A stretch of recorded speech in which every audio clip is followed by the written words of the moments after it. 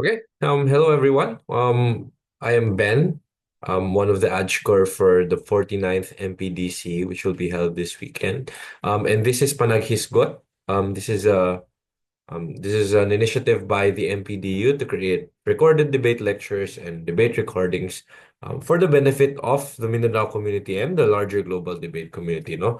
Um, and um, and I'm here to give a lecture. My lecture, they tasked me to give a lecture on the basics of AP debating, but I want to go a bit beyond that. No, there are a lot of debate briefings that are around the basics of AP debate. I want to focus on what makes a successful AP debate, and the basics of successful AP debate. Um, and this is not a substitute for debate briefings. Definitely, you should still listen to the debate briefing, which will be held tomorrow. Um, and in any debate briefing for any tournament. This is more of like an ingredient for you to, build a successful AP debate round, and be good AP debaters. So first, let's just go with what the AP format is. And this is what you'd usually see in the debate briefings. Asian parliamentary debate format is different from the British parliamentary debate format. It's one of the main formats that are debated here in the Philippines. And it's a 3v3 format.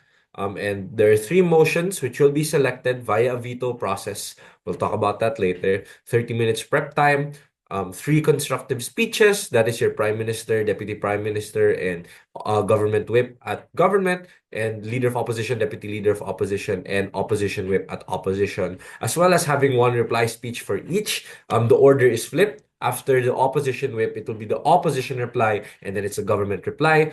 In AP, on the judge's side, there's no panel deliberation, which means that judges will individually come to their own decisions, and the debate or the decision of the debate will come to a vote.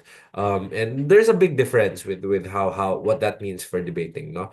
And I'll also get to that later. And every voting judge gives an oral adjudication, so all debaters must give feedback to the judges that give an OA, versus in BP where it's just one person after one deliberation. So that's the basics.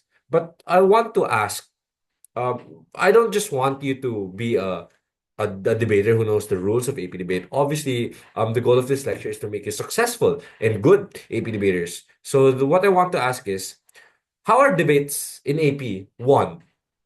And in my opinion, AP debates are won by a series of factors, and these are just some of the few that I think are quite important.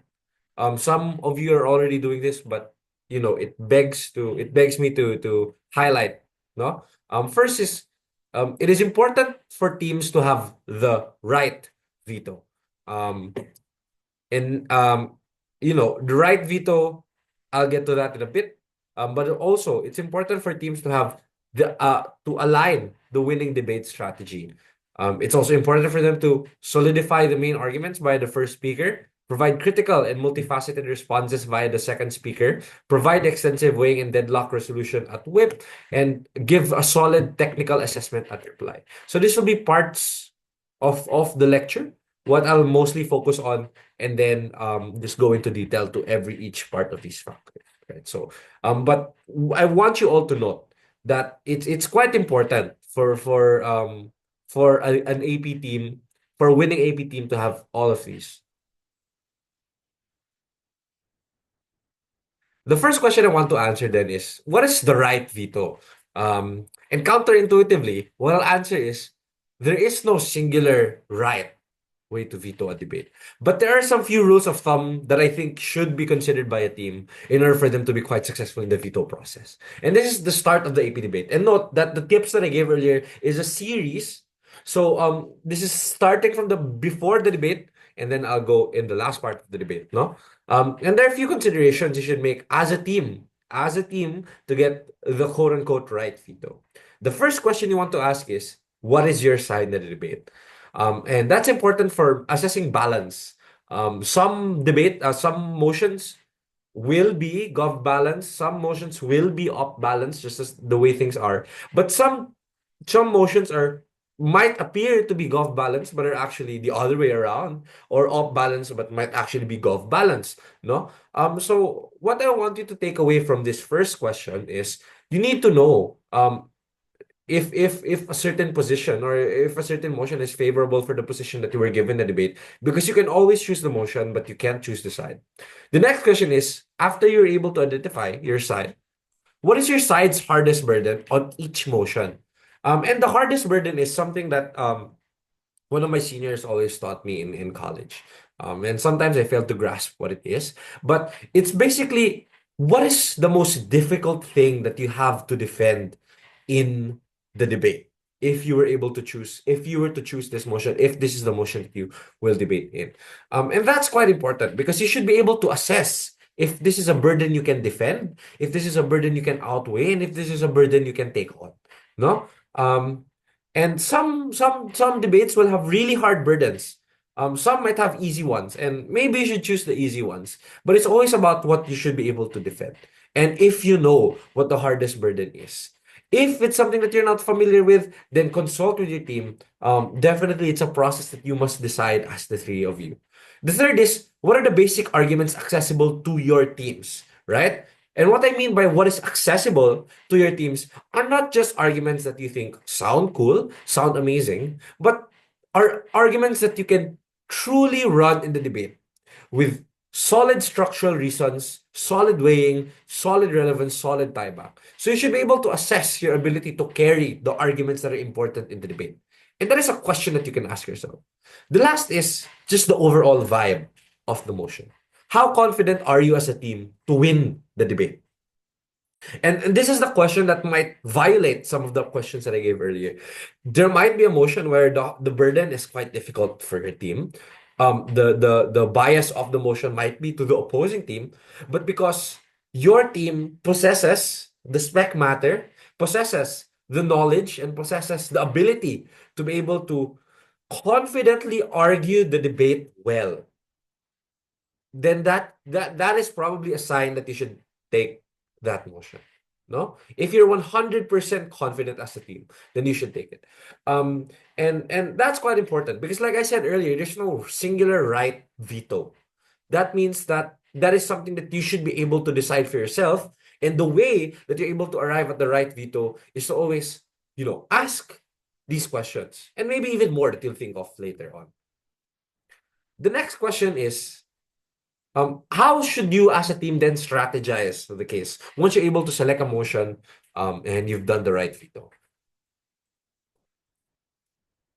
In AP debating, the overall team strategy is important because, like I said earlier, judges do not have the privilege, or you do not have the privilege to have the judges deliberate your arguments. What this means is biases and impressions of the argument matter.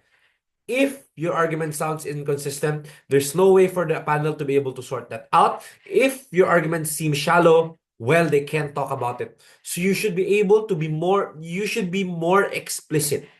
And you should be able to not give any reason for your argument to be put down. And that's why the team strategy and the way that you build your case as a team down the bench is important.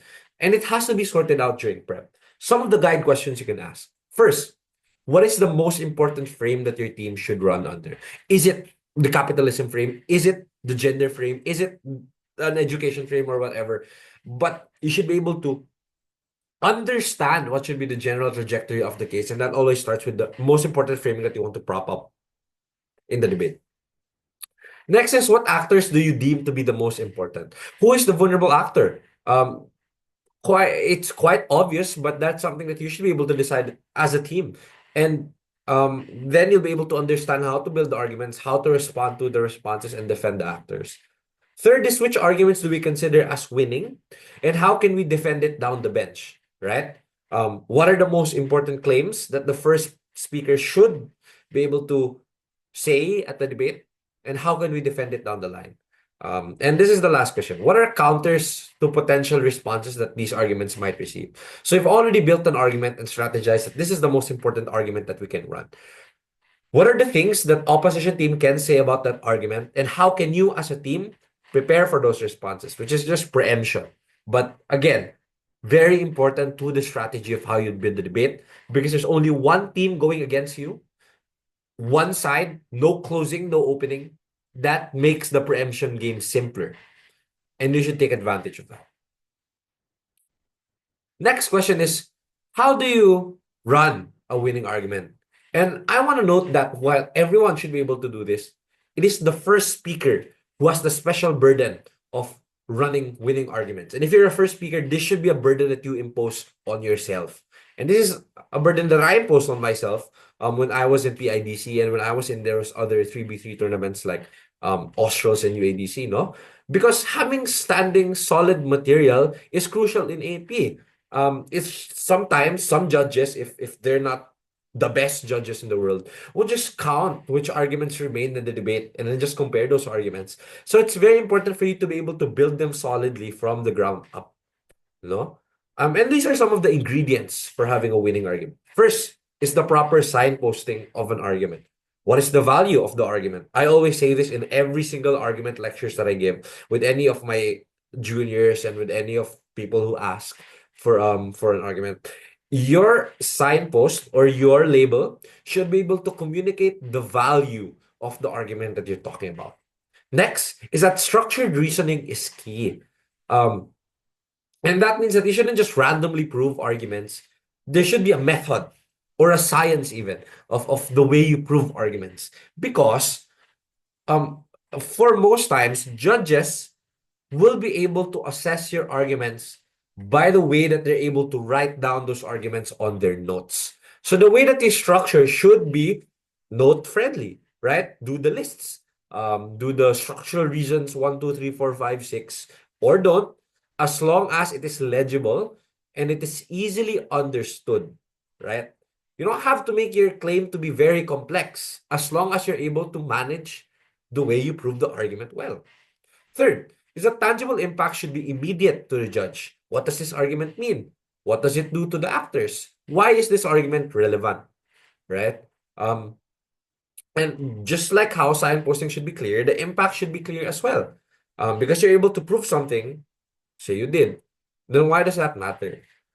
Fourth is preemptive weighing is a nice to have. Like I said earlier, in the strategizing, preemptive is crucial. And I'd say that in the first speaker, it is good that you're able to preempt the arguments and integrate it in such a way that the structural reasons that you give in your argument already take that into account. And what I mean by that is, you think of the rebuttal, build the argument in a way that circumvents or already addresses that rebuttal, right? And often you'd see that as an argument being charitable, an argument done in good faith, and an argument that is more well-rounded than a simple claim you're making. So try your best to integrate responses in the argument already. The last is arguments should be tied back to the burden always. Again, relevance is the most important thing that you could do in the debate. The next now is something that concerns, I think, deputies. I know that the common conception of being a deputy speaker is for you to be able to have an extension. I don't think that is completely necessary, and I can see why there is a strategy that a lot of deputy speakers do. But I find that winning teams often have the deputy speakers that are able to take down arguments as early as second. So be able to critically respond to arguments, I think, is the key winning strategy for deputy. And due to time constraints, you shouldn't just randomly respond to all claims, give random reasons why something is not true, or randomly respond to responses. You should be able to, one, know which material you are responding to. Um, Not just a random response, but know which argument are you trying to take down specifically, and how are you trying to take that argument down? Are you trying to go destroy its premise? Are you trying to minimize its impact? Are you trying to absorb the harm or absorb the benefit or flip the argument, right? So be discerning with the way that you respond. Second is you need to know why you're responding to a certain material. And that's how you're able to cut off a lot of the fluff that rebuttals do, right? Rebut with purpose. If you're able to rebut an argument, what does that mean for your case? And what does that mean for your team and the debate at large? Is it because it is the biggest argument that they make? A lot of their other arguments are hinged on this one argument, and therefore you're now responding to it. It's quite important to be able to do that. Third, is you're able to take down its main claims and proof. debunking the structural reasons, showing how the logical gaps and the logical contradictions that they make in the argument. Um, it's just the nitty-gritty of the way you do responses. The third is that you're able to, fourth is that you're able to minimize and compare the argument's impacts. Like I said earlier, is it that even if it's true, the argument's not important? Even if it's proven, well, it doesn't really matter because there's another more important actor that we're talking about, or it brings a benefit that is just so good that any harms outweigh. And the last is it's just a note on even if analysis. So again, like I said, in an AP debate, impressions matter. You need to package your argument and your responses in a way that doesn't seem contradictory to your larger case. Because contradiction is a cardinal sin in AP. So when you give an even if analysis, you have to be sure that it is communicated as an even if analysis. You have to explicitly flag which arguments you're even ifing. How are you doing the even if analysis? And again, just show that it's an even if analysis. It is crucial for you to remain consistent at deputy, and it is crucial for you to be able to critically debunk and destroy a lot of the arguments already, right? Because again, for most instances, AP debates are won by direct comparison of standing material. So if the material of the other team doesn't stand, you're more likely to win. Next is for whips. And the question I want to ask is, how should whips evaluate materials spoken in the round? Good whips should be able to, one, identify which parts of the debate your team is winning on and give reasons why that's the case. Second, prove why that's the important part of the debate. You might lose other clashes, but you won this one clash. And this one clash is the most important clash that the judges have to care about because it's the most proximate to the debate, right? And what that does is, even if on material alone, you might get trampled on by the other team, a discerning whip is able to say, that doesn't matter. We debate the right debate, and that should already warrant us to win. And so whips are able to really zoom in on what parts of the debates are actually crucial. No? Third, I think a good whip should be able to weigh your winning arguments against claims made against your team. Um, So if you're able to identify a strategy, defend your winning argument. What are the claims that are made against it? What are the responses? And you're able to show why those responses are not enough to topple on the main claim. So again, it's just defending. It's just rebuilding. It's just doing some housekeeping. But it is so, so crucial for reps to be able to do that. And last is just a quick note about deadlocks. No, and you shouldn't just say something is a deadlock. You have to prove why your team was more rigorous in proving and compare it with the other team. You can't just let the other team get away with saying it's a deadlock, right? Because that's a cop out. Sometimes, and in fact, most instances, when people say it's a deadlock, it actually isn't. Because one team has proven the other thing more extensively, and therefore that's justified for you to give that claim to that one team. Prove why you've done the more difficult job, the more rigorous job of proving, of being charitable, of responding. Therefore, um, even if it seems close, it is your team that argues the clash better, right? Never give up on your deadlocks. And the last is, how should you do a reply speech? And whenever you learn about reply speech when the first time you do AP debate, um, a lot of coaches would always say that the reply speeches are like biased oral adjudications. That's fair, and that's probably true. But I'd like to flesh out on what should actually be present in a reply speech. First, it's that a reply speech is not a space for you to give new responses. That should already come as early as deputy. If not, then it should come at whip. No? Um, and what that means is the true role of the reply speaker is that it should be a technical assessment of the materials provided in the debate and arguing why your team won in hindsight, right? Which claims were we able to prove? Why were we successful at proving these claims? And why is the other team not as successful in proving their burden? So in that sense, it is like a biased OA in the sense that the unique power of the reply speech is to be able to directly influence the way that a judge should weigh the debate. I mean, in the way that uses the metrics that they actually use to assess and give their OAs, right? And that's just technical assessment. The last is you should be able to challenge the claims and response by asking, was this argument that they made successful? Because they probably depended a lot on this argument.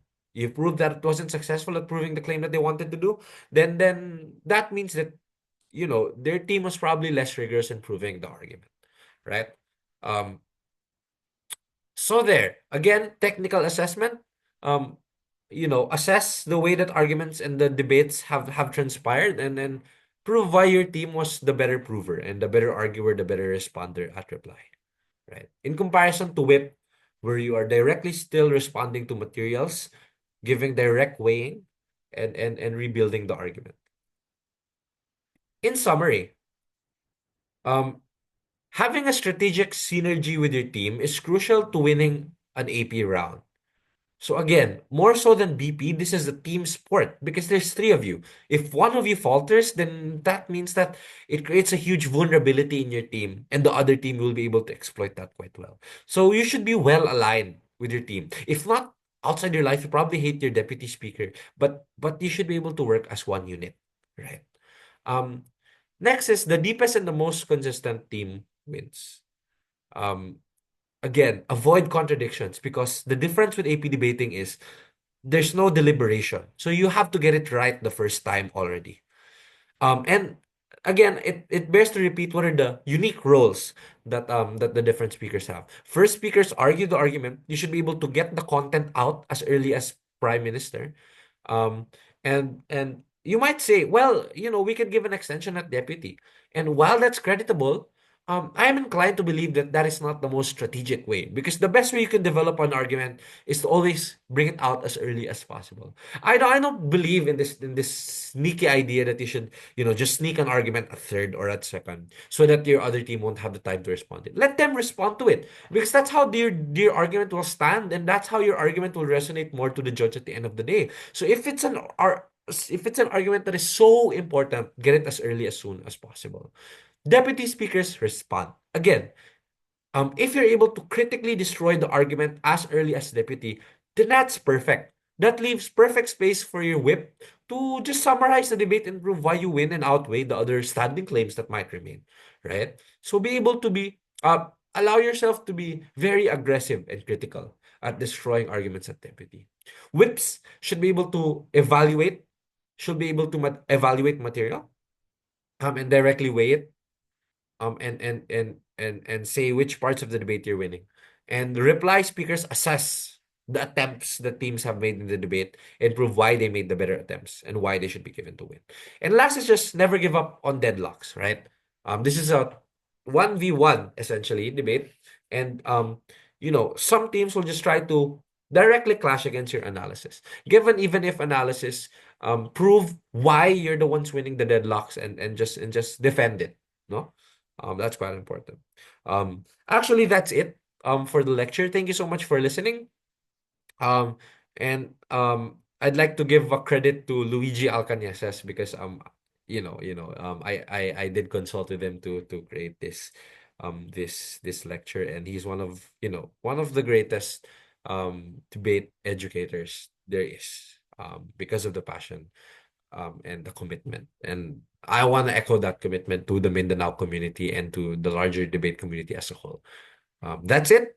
Again, good luck and all the best for MPDC and all the tournaments that you're participating. Thank you.